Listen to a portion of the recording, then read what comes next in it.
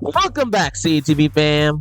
If you missed part 1, we decoded SB19 Justin's Pamalo tradition during Dunka on the Simula Wakas World Tour, starting from Bulacan, Philippines, where it all began with bare hands, the purest form of Filipino discipline.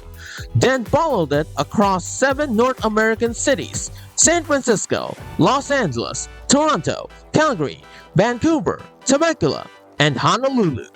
8 locations total, bridging Filipino culture with international audiences. But part 2 takes us deeper. We're heading into Asia, where the Pamalo tradition carries different cultural weight. In North America, Justin was introducing Filipino culture to Western audiences. In Asia, he's navigating cultures with their own deep-rooted discipline traditions, cultures that recognize what he's doing instantly. Part 2 explores 5 Asian cities where cultural recognition happens in real time. Taipei, where the wooden hanger is the exact tool Taiwanese parents use for discipline. Hong Kong, where SB19 performs 2 nights. Day 2's chopsticks for Cantonese households, and Day 1's Good Morning Towel for Filipino diaspora. 1 city, 2 cultural conversations. Tokyo, where Justin makes his boldest choice yet. The Harisen comedy band. Can a tool meant for lads carry the weight of Pamalo tradition? Singapore, where 4 cultures collide in 1 performance. And Bangkok, where Southeast Asian traditions come home. This isn't just about performance anymore. This is about cultural negotiation between Asian traditions. 5 cities, 5 traditions, 1 Filipino artist bridging them all. This is part 2.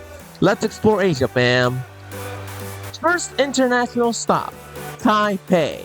Justin brings out a hanger. Again. Now, CTV fam, if you grew up in any Asian household, you know the hanger. It's not just Taiwanese or Filipino, it's pan-Asian discipline culture. The hanger is lightweight, accessible, and makes that distinct sound that every Asian kid recognizes. But here's the cultural bridge Justin's building. By choosing the hanger in Taipei, he's saying, we shared this experience. Filipino 18 and Taiwanese 18 both grew up with the same childhood fear. That's not just comedy, that's cultural solidarity. Justin's showing that disciplined culture transcends borders in Asian communities. But if Taipei was about shared Asian experience, Singapore takes it to another level entirely. Justin escalates from the hanger to the wooden cane. And CETV fam, that's not just a prop upgrade. In Singapore, where Chinese, Malay, Indian, and Filipino cultures converge, the wooden cane carries weight across all 4 communities. This is Justin navigating the most multicultural city in Asia with a discipline tool that speaks 4 cultural languages at once. In Singapore, caning is legal and formal. It's used in schools and even judicial punishment. But in Filipino culture, the wooden cane or baston is traditional discipline from the Spanish colonial era. What's Justin doing here? He's finding overlap between 2 Asian cultures with different histories but similar discipline philosophies. The wooden cane represents authority, structure, and the belief that discipline shapes character.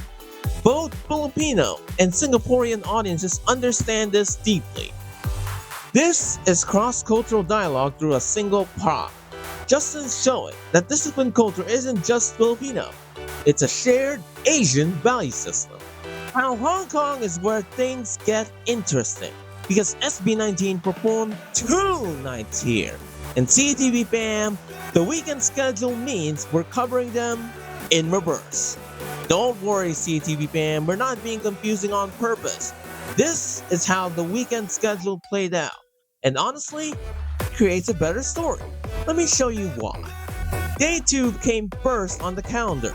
Day 1 came second. Why does this matter?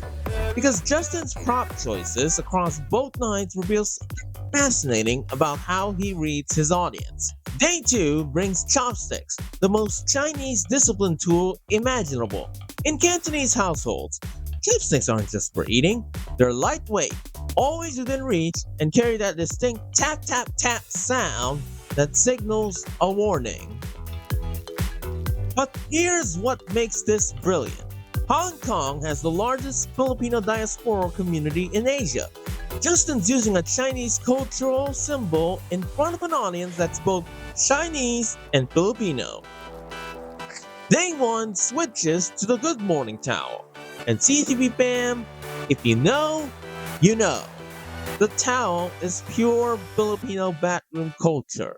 It's what your lola uses, what your tita threatens you with, what hangs in every Filipino household.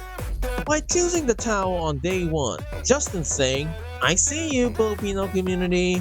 After bridging to Chinese culture with chopsticks, he's coming home to Filipino roots.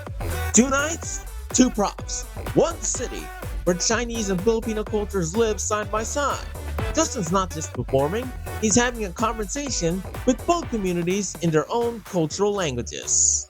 From Hong Kong's cultural dialogue, we move to Tokyo. And CETV fam, this is where Justin makes his boldest move yet. Because in Tokyo, he's not choosing a discipline tool at all. He's choosing comedy. Tokyo brings the Harisen, the Japanese paper slapping fan. CETV fam, this is where Justin shows he understands Japanese comedy culture. The Harisen isn't primarily a discipline tool. It's a Tsukomi tool in manzai comedy. The straight man slaps the funny man with the Harisen for comedic effect. But here's the cultural bridge. Japanese parents do use the Harisen for light discipline. It makes noise but doesn't hurt. It's a Japanese version of the Filipino newspaper rule. Justin's honoring Japanese comedy tradition while connecting it to discipline culture. He's saying comedy and discipline aren't separate. They're both about correction and connection. And this shows Justin's understanding that Pamalo isn't just about punishment. It's about the playful relationship between authority and mischief. Tokyo redefined Pamalo as comedy. Bangkok is about to redefine it completely. Because the final stop in Asia isn't about discipline at all. It's about healing. And CETV fam, this choice is going to blow your mind. Final stop in Asia, Bangkok. Justin brings a giant yadong, the Thai herbal inhaler. CETV fam, this is perfect closure. The yadong isn't a discipline tool. It's a wellness tool. Thais use it for headaches, dizziness, stress relief. It's in every Thai household, every Thai purse, every Thai pocket. But here's why this is brilliant.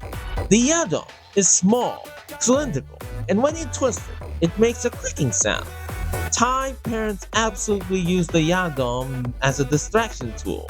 Here, smell this. Calm down. Stop misbehaving. It's preventive discipline. Justin's ending the Pamalo tradition not with punishment, but with healing.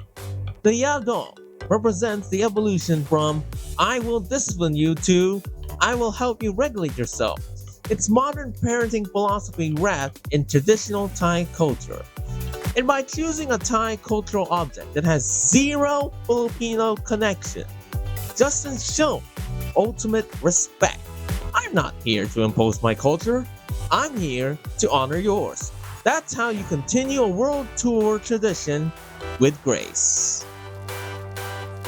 CETV fam, from Taipei's hangar to Bangkok's inhaler, we've seen Justin navigate 5 distinct Asian cultural traditions, East Asia to Southeast Asia, each moment showing deeper cultural intelligence.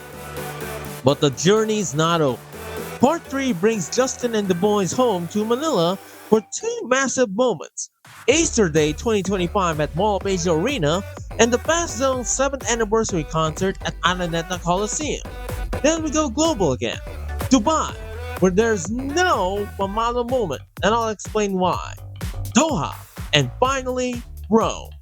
The Manila moments will hit different. The Dubai explanation reveals Justin's cultural awareness at its peak, and Rome, the perfect finale. Subscribe for part 3 next week. Drop your predictions. What did Justin use at Acer Day? This is CETV Philippines. See you next week, fam.